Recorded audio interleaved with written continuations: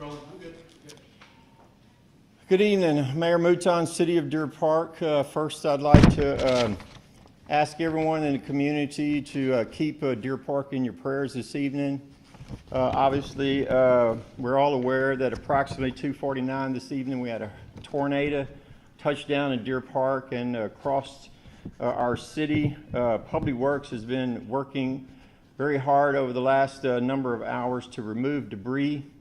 We have approximately 30 road closures from debris and or down power lines. We're in communication with CenterPoint. They're in the process of getting a lot of their personnel out here to assist with getting our power situation dealt with.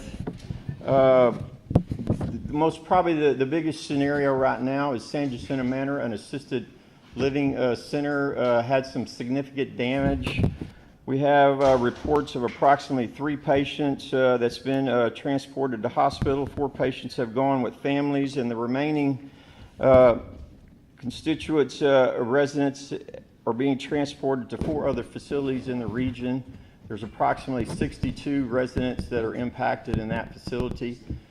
As of right now, we have no injuries that we're aware of from the tornado or any casualties. So we're grateful for that. We've had a lot of calls in regards to parents and their students because this hit approximately in the time frame when school was letting out. I can say from the school district that all students have been accounted for, and if they've not been arrived at home yet, they are all being transported. And at the latest report of just a few minutes ago, the Deer Park ISD will be closed tomorrow. Deer Park ISD will be closed tomorrow. So for the next 24 hours, it'll be imperative as CenterPoint moves in that most of the constituents locally will stay off of the roads in regards to the areas that are going to be barricaded, as our Public Works and our police department will be working with CenterPoint to get in. We have a lot of down power lines across the area. There's obviously a handful of facilities. We have approximately 25 to 30 that we are aware of that's had significant damage, and most of y'all are showing on the news here those that are right around the area. So that's the latest that we have now. This is a very fluid situation, but as we get into the night and the evening rush hour gets over, we'll be able to get CenterPoint in to assess the situation, and I would say the power will be the biggest issue over the next 24 hours of getting that addressed and getting that turned back on. Can you clarify the people at the assisted living center that were taken to hospitals? Was that for minor injuries, or are they just keeping them at the facility? It's an assisted facility, so I'm not for sure the exact extent, but there was no recorded injuries that we're aware of from the tornado, but they were just transported for various scenarios pertaining to their health. And at that facility, everyone is accounted for? All Yes, yes. When you see the damage on your streets and you're able to stand here and say no casualties, no injuries, are you surprised by that?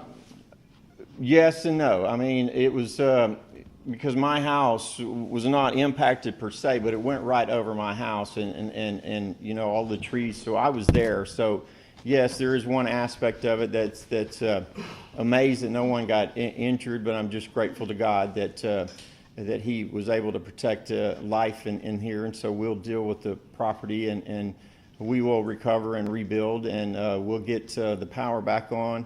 I ask for patience over the next 24 hours in regards to the power situation. I would highly recommend if you're in Deer Park without power, it might be a few hours before that gets addressed. I know I've been in communication with CenterPoint, so that is being addressed as rapidly as possible.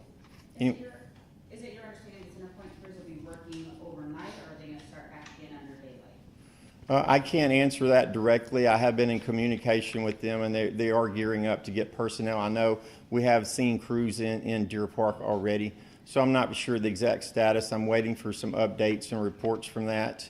Any aspect of communication, you can email me at mayor@deerparktexas.org, and we'll start sending out reports as we get them over the next number of hours through the evening. There's tons of tree damage out there too. We already almost immediately saw crews from the city out to help people get rid of that.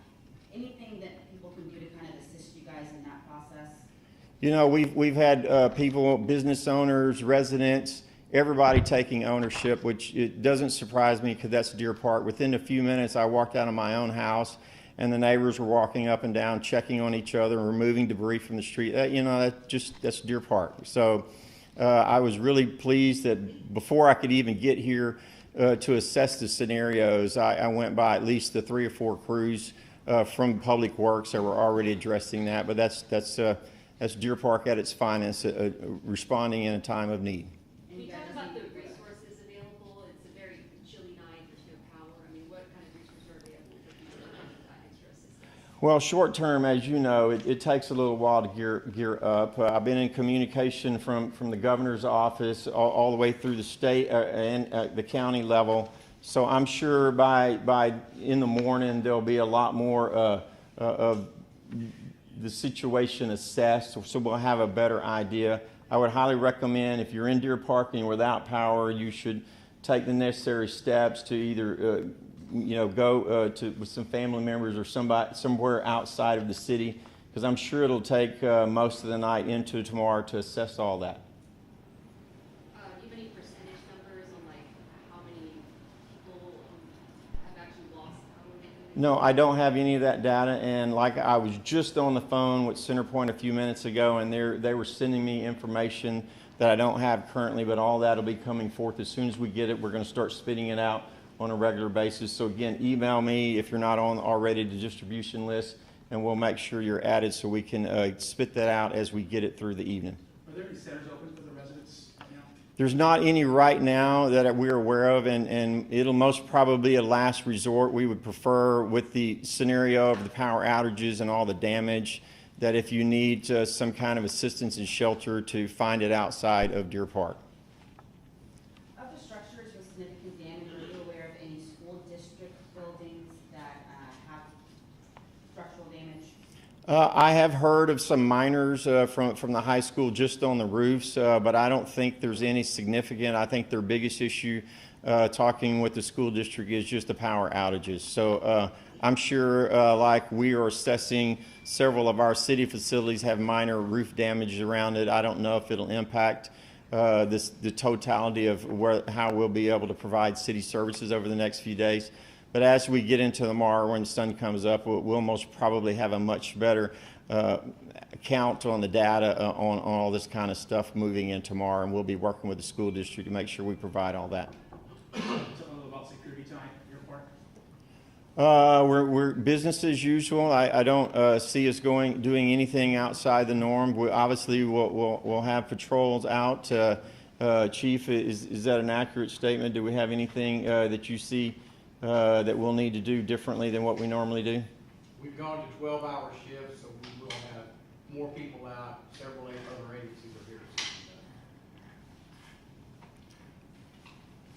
Any other questions? Well, thank you for coming out. Did Channel 2 ever make it? Okay. All right. Thank you, guys.